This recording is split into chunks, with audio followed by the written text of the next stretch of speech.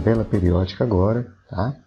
Já vemos aí na imagem uma biblioteca. A biblioteca serve para organizar os livros por características e a tabela periódica também. Ela serve para organizar os elementos químicos por suas características, tá? Então, vejamos como funciona a tabela periódica. Então, a primeira característica da tabela que eu tenho que entender é os chamados períodos ou séries, tá? Períodos são essas linhas horizontais. Nesse caso, período 1, pega essa linha aqui. Período 2, essa aqui. Período 3, e assim sucessivamente, indo até o período 7. Tá? Então, são as séries ou os períodos. Eu tenho famílias ou grupos, são as colunas verticais. Então, eu tenho grupo 1, essa coluna. Grupo 2, essa coluna. Tá? Grupo 3 até o grupo 18. Tá? Que são os grupos ou famílias. Tá? Às vezes também esses grupos 1 e 2 são chamados de grupo 1A e 2A. Esse aqui 3A, 4A, 5A, 6A, 7A, tá? E 8A. Quando for o caso, né, a gente vai especificar. São dois tipos de designação a grupos. Tá? Tem essa aqui que é a tradicional e tem um que é com letra. Futuramente a gente vai mencioná-los. Então vejamos aqui um resuminho. Eu posso, pessoal, identificar os grupos, né, por um nome para facilitar. Por exemplo, eu tenho o grupo dos metais alcalinos, grupo 1. Grupo 2 eu chamo de alcalinos terrosos, tá? Metais alcalinos terrosos. Eu tenho o grupo 13, que é o grupo do boro. O grupo 14, grupo do carbono. Grupo 15, grupo do nitrogênio. 16, calcogênios. E 17, halogênios. Tá? Grupo 18, grupo do gases nobres. Tá? E aqui eu tenho o grupo ou os grupos dos elementos de transição. Tá? Então essa é uma forma convencional de separar alguns elementos, tá? Para identificá-los de maneira mais fácil. Então eu falo assim, ó, tem um elemento no grupo dos metais alcalinos, você sabe que ele está nesse grupo. Tem um elemento do grupo dos metais de transição, você sabe que ele está nesse grupo aqui. Ok? Pessoal, esses elementos aqui, tá? Separados, com exceção dos elementos de transição, são chamados de elementos representativos, tá? Elementos representativos. E esses caras aqui são chamados de elementos de transição, tá? E esses de fora são elementos representativos. Nós não identificamos esses grupos aqui, pessoal, aqui dentro, tá? São compostos bem parecidos. Já a gente vai ver por que a gente não identifica como a gente identificou esses aqui, né? Separando nos grupos mais característicos, tá? Como é que o elemento químico vem representado na tabela? Então eu tenho primeiro, pessoal, o símbolo, que é o nome do cara, né? Tipo, Fe é o símbolo do ferro. Tem o Na, que é do sódio, enfim. Então vem o nome dele, né? O símbolo, tá? Aqui. E o nome, né? O nome e o símbolo. Geralmente vem em cima o número atômico, que é o número de prótons, que é a mesma coisa, tá? E embaixo um número que geralmente tem vírgula, tá? Vai ser um número com vírgula alguma coisa. É a massa atômica. Massa atômica é o quanto ele pesa, digamos assim, para usar o termo mais corriqueiro. Vai lá na balança e põe um átomo de ferro. Quanto deu a massa? Essa é a massa aqui. A unidade dela a gente vai aprender mais adiante, tá? E pode vir também, não é necessário, a distribuição eletrônica dele aqui por camadas, tá? Prontinho aqui. E a camada de valência dele, nesse caso, 2, né? Camada aqui de valência. Então isso aqui pode vir na tabela periódica, tá? A identificação do elemento pelo símbolo, nome, número atômico e a sua massa atômica. Massa atômica a gente vai pensar, por enquanto, é a quantidade de matéria, né? Pode ser em gramas, tá, pessoal? Pode ser em gramas, sim. Depois a gente vai ver direitinho isso aí lá em cálculos químicos. Tá? Outra coisa que é importante entender. O número atômico ordena os elementos. Por exemplo, o hidrogênio tem número atômico 1, então ele vem aqui primeiro. O hélio tem 2, então ele vem nessa sequência. Então, o lítio 3, 4, veja, 5, 6, 7, 8, 9, 10. Então, os períodos seguem de acordo com a numeração atômica, né? De forma que você tem a sequência 11, 12, 13, 14. Essa sequência aqui é conforme o número atômico, que é o mesmo número de prótons. Lembram que são os prótons? Os prótons são as bolinhas do núcleo, né? E a eletrosfera aqui em volta, lembra disso? Então, os prótons são aquelas unidades ali de cargas positivas, tá? Um resumão aqui, pessoal. Então, nós temos os elementos representativos aí de rosa, tá? Temos o hidrogênio, que ele é separado de todo mundo, porque o hidrogênio tem características bem peculiares. Geralmente, ele não pertence a essa classificação aqui, tá? Generalizada, porque ele é diferente de todo mundo. Eu tenho os elementos de transição, de verde, e detalhe, aqui nos elementos de transição eu tenho embutido esses caras aqui que vêm aqui embaixo. Por que eles estão aqui, ó? Eles estão aqui porque não caberia na tabela, a tabela ficaria muito grande, ficaria inviável. Então o que os químicos fizeram? Bem, vamos criar uma série aqui, essa série bem aqui que vai do La ao Lu. Daí, esses elementos que viriam nessa sequência, a gente põe ele aqui embaixo. E aqui na série que vai do AC ao LR, também vamos colocar eles aqui embaixo. Então, eles são elementos de transição interna, porque ele está interno aqui nos elementos de transição. Ele está infundido aqui. Tá? Essas são as séries do lactinídeos, lantanídeos, perdão, aqui, lantanídeos e actinídeos, tá? E aqui nós temos os gases nobres, tá? Um resumão aí da identificação. Vamos ver o primeiro grupo dos metais, tá, pessoal? Os metais são sólidos, tá? Exceto o mercúrio, à temperatura ambiente. O mercúrio é líquido, tem brilho característicos, podem formar fios, são dúcteis, é isso que significa, maleáveis, tá? São bons condutores de calor e eletricidade. Quem são os metais? Os metais são os caras, pessoal, que estão mais ou menos nessa faixa aqui da tabela periódica. Tá? Esses são todos os metais. Então, se eu pegar a tabela aqui, os metais vai mais ou menos até aqui, né? Até essa galerinha aqui. Tá? Essa galerinha aqui, ó. Tá? São os metais, de amarelo e esse de azul, né? Incluindo, óbvio, a série aqui, né? Que a gente viu que é interna. Então, essa galerinha mais à esquerda são os metais, tá? Futuramente a gente vai ver os limites aqui das fronteiras, né? Até onde vai os metais. Mas é uma ideia de que eles se localizam à esquerda na tabela. Os ametais, pessoal, já é a galerinha do outro lado. Dê uma olhada. Eles são quebradiços, opacos, tá? E são péssimos condutores de calor, exceção para o carbono. Quem são os ametais? A galerinha que fica aqui desse lado direito. Então, se a gente pegar, a gente poderia dizer que é esse cara aqui, ó. Essa galerinha aqui, ó. Desse lado aqui. Essa última coluna não, tá? Essa galera aqui, ó.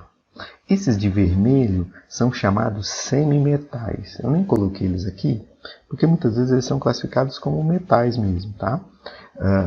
Esses caras aí, pessoal, eles estão na fronteira entre metais e ametais. Ele tem tanto característica de metais como de ametais. Às vezes eles são chamados simplesmente metais, tá? Mas tenha em mente que esse vermelhinho aqui são os semimetais, tá? Semicondutores. Tá na fronteira aqui. E por último, pessoal, eu tenho o grupo dos gases nobres, que são isolados aqui, tá?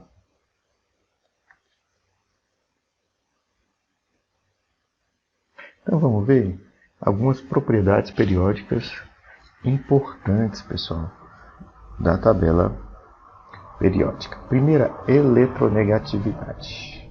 O que é eletronegatividade?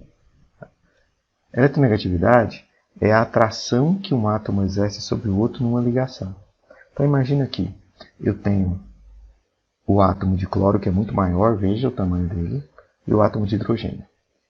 Veja você. O núcleo do cloro, que é positivo, atrai o elétron do hidrogênio, que está aqui, que é negativo, concorda? Se esse núcleo é positivo, ele pode atrair esse elétron aqui, além de atrair esses que estão perto dele. Tá? Então, a força com que esse átomo atrai o outro átomo numa ligação, eu chamo de eletronegatividade. É a força que esse átomo aqui exerce sobre o outro numa ligação química. Eu estou falando aqui do HCl, tá? Que está ligado hidrogênio e cloro. Eles são ligados para formar um composto. Existe uma força nessa ligação. A força de atração eu chamo de eletronegatividade, que é essa força que o átomo exerce no outro numa ligação. Tá? Então, quanto mais eletronegativo for o elemento, mais atração ele exerce e mais ele puxa os elétrons do outro elemento. Então, eu digo, se o cloro é mais eletronegativo que o hidrogênio, ele atrai mais os elétrons do hidrogênio. Nesse sentido aqui. Tá? Nesse sentido. Tá? Então, veja como eu vejo a eletronegatividade na tabela. Os elementos mais eletronegativos estão mais à direita, veja a seta. Mais à direita e mais acima. Tá? Então, esses caras aqui, tá, são os mais eletronegativos. Tá? Os gases nobres não entram, porque a gente vai ver mais adiante, os gases nobres eles não têm necessidade de receber elétrons. Tá? Então, esses caras são os mais eletronegativos, estão mais à direita e mais acima. É uma tendência, pessoal, não é uma exatidão. É claro que aqui dentro aqui, vai haver disputa de quem é mais eletronegativo. Tá? Mas, enfim. É uma tendência. Os elementos mais eletronegativos estão à direita e acima na tabela. E só lembrando, a eletronegatividade é a atração que o átomo exerce sobre o outro numa ligação. Então, nesse caso, o H atrai mais, perdão, o Cl atrai mais que o H. Se eu colocar assim, ó, HF, eu estou dizendo que nessa ligação do H e do F, o F é mais eletronegativo que o H. Veja, o F está aqui à direita. Então, o F atrai mais a ligação para ele, porque ele é mais eletronegativo. Se eu falar do HBr, H ligado com o BR, onde está o BR? O BR está aqui. Ó. Quem é mais eletronegativo? O BR. Então, ele atrai mais essa ligação para ele. Ok? Porque o hidrogênio está lá à esquerda, é pouco eletronegativo. Então, quem é mais eletronegativo atrai mais a ligação para si. Tá? Potencial de ionização. Tá? Potencial de ionização cresce da mesma forma que a eletronegatividade. Quem está mais à direita e mais acima tem maior potencial de ionização, e nesse caso os gases nobres entram. Tá? Potencial de ionização é a energia necessária para arrancar um elétron do átomo. Então imagine esse elétron aqui. De alguma forma fornecer energia para arrancar ele. Existe uma energia mínima, porque ele está preso aqui na eletrosfera, ele está atraído pelo núcleo, então tem que ter energia para arrancar ele. É confortável para ele estar aqui, porque ele está próximo de cargas positivas do núcleo. Só que se eu fornecer a energia necessária, eu posso arrancar esse elétron do núcleo. A energia necessária para isso eu chamo de energia de ionização. Tá? E os elementos que têm maior energia de ionização estão à direita e acima na tabela periódica. Pessoal, o raio atômico é a distância que vai do núcleo à eletrosfera. Veja, é o raio mesmo da matemática. Tá? No caso do carbono, no caso do silício, quanto maior essa distância, maior o raio atômico. O raio atômico cresce no sentido inverso. Olha, os elementos que estão mais à esquerda e mais abaixo têm maior raio atômico. Então eu digo que o frâncio tem maior raio atômico do que o hélio. E tem mais raio atômico do que o hidrogênio. Por quê? Porque ele está mais à esquerda e mais abaixo na tabela periódica. Pessoal, eletroafinidade cresce também da esquerda para a direita, de baixo para cima. É a energia que o átomo libera quando recebe um elétron. Recebendo o elétron, ele libera essa energia. Então, a eletroafinidade é a energia que o átomo libera quando recebe um elétron. Os caras que têm mais eletroafinidade estão à direita e acima na tabela periódica. Resuminho das propriedades, tá? De vermelho, eletronegatividade, potencial de ionização e eletroafinidade. Tá? Eletroafinidade é a mesma afinidade eletrônica, tá, pessoal? Raio atômico, que nós temos a tabela e exercícios. Tá? Vamos lá. Eu tenho aqui uma tabela periódica, tá? Com letras quaisquer, não importa. Tá? Não representam elementos isso aqui, tá? É só umas letras para a gente identificar. Relacione as horas a seguir com os elementos constantes da tabela periódica apresentada e indique a sequência correta. Dentre os elementos A, Y, D e E, qual de menor energia de ionização? Vamos ver, a energia de ionização cresce para cá e para cima, não é? Então, entre A, Y, D e E, quem tem menor energia de ionização? É quem está mais à esquerda e mais abaixo. Quem está mais à esquerda? Olha, o Y está aqui, o D está aqui e o E está aqui. Quem está mais à esquerda é o A. Então, o menor energia de ionização é o A, porque está mais à esquerda e mais abaixo do que os outros. O elemento que pertence ao terceiro período do grupo 15. Então vamos ver, o grupo 15 aqui é o 18, aqui é o 17, 16, 15. O grupo 15 é esse. Então esse é o grupo 15. O terceiro período, pessoal, é esse aqui, né? Então vamos cruzar aqui, grupo 15, terceiro período, então é o elemento D, tá? O elemento D. O elemento de maior afinidade eletrônica, né? Ou de maior eletroafinidade. Tá? E, novamente, tá? É o que está mais à direita e mais acima. Nesse caso, quem está mais à direita e mais acima, já que a afinidade eletrônica ou eletroafinidade cresce da esquerda para a direita, de baixo para cima. Quem está mais à direita e mais acima, o elemento E, maior afinidade eletrônica. Entre X e Y, o de maior raio atômico. O raio atômico, pessoal, cresce ao contrário. Ele cresce nesse sentido e nesse sentido. Né? Então, quem está mais abaixo e mais à esquerda tem maior raio atômico. Então, o X tem maior raio atômico. Vamos lá. Qual elemento químico dos estados abaixo possui propriedades semelhantes ao do oxigênio? Só para ter propriedade semelhante ao oxigênio, precisa estar no mesmo grupo dele. Então, vamos olhar na tabela.